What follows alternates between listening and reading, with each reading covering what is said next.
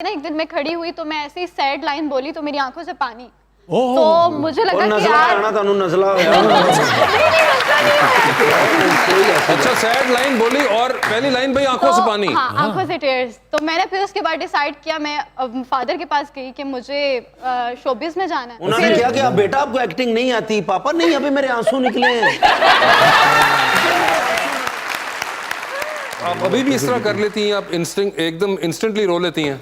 हाँ, मेरा अक्सर ऐसा होता है कि मैं अगर इमोशनल कुछ हूँ या कोई सॉन्ग इमोशनल प्ले कर दिया जाए तो मैं ऐसे ही रोने लग जाती हूँ। मगर ये क्या मतलब, ये क्या ट्रिक होती है चॉइस साहब? ये बड़ी मैं बड़ा इससे फैसिनेट होता हूँ कि लोग जो इतना instantly at the spur of the moment रो लें। नहीं, ये ऐसा होता है क्योंकि आपकी अगर लाइफ में आप मतलब खुद को एक्टिंग समझ के कर रहे हो ना। मैं ऐसे सेंसिटिव बहुत ज़्यादा हूँ। मैं अगर किसी बिल्ली को, जानवर को भी देख रही हूँ ना कि वो जख्मी पड़ा हुआ है तो मैं रोने लग जाती हूँ। तो मैं जब इमोशनल चीज़ें देखती हूँ ना तो मैं ऐसे ही मेरे आंसू निकलने लग जाते हैं। इन्होंने जो पहले ड्रामे च उन्होंने कास्ट किट प्रोड्यूसर ने डायरेक्टर बहुत रोया क्या मैं की कर लिया जे। मगर आप जब इस तरह ओपनली बता रही, तो आप जब कभी अपने दोस्तों और बहन भाइयों के सामने रोती होंगी तो उनको यकीन आ जाता है या वो उनको लगता है कि हमें बुद्धू बना रही है? पहले यकीन आ जाता, आप कहती हैं ड्रामे कर रही है, छोड़ो रोने। हाँ, ये तो फिर होता है। आपने अपनी नॉवेल्टी जो थी वो आपने इतनी ज्यादा एक्सपोज कर दी हुई है कि आप वो यकीन नहीं आता होगा। ये तो किसी ब्याह ते जानते सारे कहते सैड हो जाओ, रोने वाली आ गई जी। इत्तेज़ाज़ साहब, एक और चीज जो कि अभी रिसेंटली बड़ी हो रही है कि आपका जो स्टांस है टुवर्ड्स दिस होल थिंग, उसके ऊपर बहुत बहस भी हुई है, बहुत मुबाहिसा हुआ है मुख्तलिफ हलकों के अंदर। Even amongst your own party, Peoples Party पे भी एक बड़ा अजीब किस्म का एक हमने डिबेट देखा है कि ये मे भी वो बात कर रहे हैं चौधरी साहब जो कि आम फहम पीडीएम की बात नहीं है या उनका बयानिया नहीं है, and you still stand by all of that. मैं आपको बताऊं, मेरी ज़िंदगी की पहली यादों में से जो है ना कि 1951 के इलेक्शन हुए, मेरे वालिद को वो रिजल्ट आता था 2-2, 3-3 दिन के बाद पोलिंग स्टेशंस का। दूर दूर एक डिस्ट्रिक्ट जितना कॉन्स्टिट्यूएंसी थी, पक्की सड़कें भी नहीं थी। तो वो टेलीफोन आया डिप्टी कमिश्नर का कि चौधरी साहब आपके वोट ज़्यादा निकले हैं, पर वो रिज़ल्ट अब आप वो आ जाएं, देख लें और दस्तखत कर जाएं, और आपके जो मुखालिफ उम्मीदवार थे उनको भी कह रहे। अब मेरे वालिद ने उसको कहा मैं को आधे पौने घंटे तक आऊँगा। उन्होंने पहले गाड़ी निकलवाई, मुझे साथ लिया, और वो बैठ के वालदा मेरी ने पूछे आप अभी तो विक्ट्री अनाउंस हुई है तो लोग आना शुरू हो जाएंगे बहुत सारे, तो आप किधर जा रहे हो? उसने कहा मैं पीर मोहम्मद के घर जा रहा हूँ। Pir Mohammad was the rival candidate. अच्छा। मदर सेट के आप उधर, वो कहना पहले उसको I have go and tell his wife कि ये तुम्हारा अगर शौहर हार गया तो भाई जीता है और जो तुम्हारा ये काम होगा। हम निकले हैं कचहरी चौक में गुजरात में, सामने से पीर मोहम्मद साहब, उनकी गाड़ी आ रही, ये रुक गए दोनों चौक में।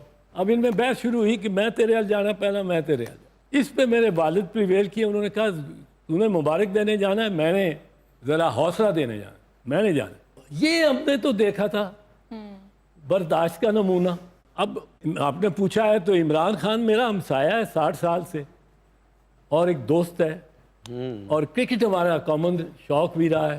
तो अब उसके पे गोली चल जाए या साथ एक दीवार है, सांझी दीवार, पूछने भी ना जाए बंदा। ये कुछ पीपल्स पार्टी के दोस्तों ने सर बिल्कुल नाल दा घर इमरान खान दे सांझी दीवार दा मतलब समझना है ना। कदी नाल दे घर गए जी, एक कप चीनी दा दे दो कदी।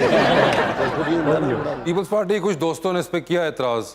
हाँ, होते हैं यार पार्टी में, कुछ आपके मुखालिफ भी होते हैं, उनका हक है एतराज़ करना। मैं ये तो नहीं कहता हूँ कि उनके एतराज़ नहीं करना चाहिए। एक ना मेरा कोई इरादा है, मेरा इस उम्र पे आके अब पार्टियाँ चेंज करने का तो कोई सवाल ही पैदा नहीं होता। हमारे माशरे में ये होता है। मेरा दिल चाह आपकी तारीफ करूँ, आप इतनी प्यारी जी। आपको मेरे में क्या अच्छा लग रहा है? आपकी आंखें बहुत प्यारी हैं, आप ज़हीन बहुत हैं, और सारी जिंदगी दो में रोंदे रवांगे।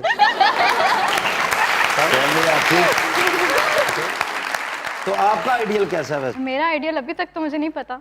नहीं होता ना ख्वाबों का शहजादा जो? नहीं, अभी तक नहीं, क्योंकि अभी मुझे कुछ बनना है ना, फिर उसके बाद सोचूंगी। साडे महल्ले च मुंडा हैगा, तुहानू बहुत पसंद आएगा, 24 घंटे जो 23 घंटे रोंदा जे। वैसे मैं आपको कैसा लगता हूँ? वैसे थोड़ा सा बता दें। मुझे ठाकुर साहब तो बहुत अच्छे लगते हैं, आपका नहीं पता। उन्हों दा शनाख्ती कार्ड तुसी पढ़ लो ना, तुसी प्यार लेके जाओ उन्हों को। कि हाँ चाचा जी ठीक है, ਮੈਨੂੰ इजाजत है चाचू। माशाल्लाह से आपको इतने साल हो गए पॉलिटिक्स में, तो पाकिस्तान जो करंट क्राइसिस से गुजर रहा है उसके बारे में आपका क्या ओपिनियन? आजकल क्राइसिस बुनियादी तौर पे हमारी शाह खर्चियों की वजह से। इसमें ये नहीं है कि हमारे मजदूर ने काम नहीं किया, उसको जब मुलाजमत मिली है उसने काम किया, मेहनत की है। ये नहीं कि हमारे किसान ने काम नहीं किया, ज़राअत की वजह से तो ये इकॉनमी चलती रही है। पर हम जो अशराफिया हैं हमने नाकाम किया है, और हमने ऐसी रिवायात डाली हैं बिल्कुल। कि अगर मैं फ़र्ज करो हाईएस्ट स्टैंडर्ड पे हूँ तो मैंने अपने से ज़्यादा खर्चा है अपनी आमदन से, उसके नीचे वाले को भी मैंने सिखाया है, बस खर्च खर्च नुमाइश हो। और उसमें हमने कर्जा इतना ले लिया और खा पी गए उसको। कोई उसका हमारे पास नामो निशान नहीं कि ये कारखाने हमने उसके बनाए हैं, ये उसके हवाई जहाज लिए हैं, कोई। हमने वो खर्च दिया है ज़ात पे, कंज्यूमरिज्म पे, वो फ़ौरन जो कंज्यूम हो जाए, और अब कर्जा छोड़ के इन नस्लों पे जा रहे हैं। बिल्कुल। और वो एक बंदे को कहते हैं जी ये बड़ा खुशकिस्मत है। क्यों खुशकिस्मत है? देखो आम रवायात के मुताबिक इसका वालिद इसको 2 कोठियाँ, 4 मिलें, 20 दुकानें छोड़ गया। हमारे बारे में क्या कहेंगे कि जो इन्होंने कमाना था वो खा गया।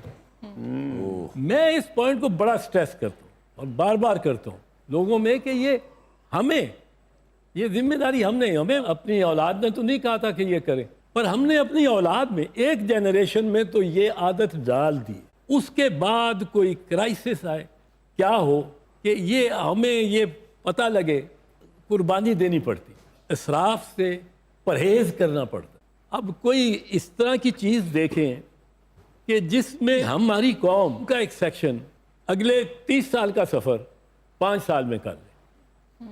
मैं समझता हूँ एक आईटी है, IT is a great level field.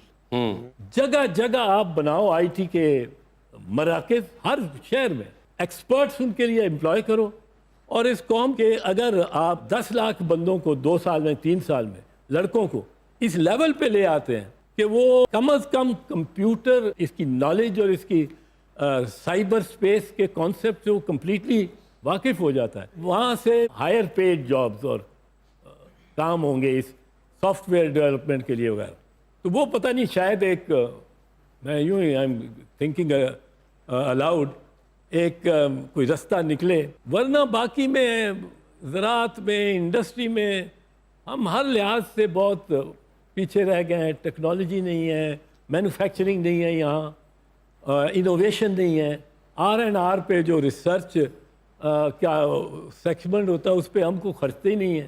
बिल्कुल। हमें कोई कॉन्सेप्ट ही नहीं है कि कॉन्सेप्ट ही रिसर्च नहीं है। हो। बिल्कुल सही कह।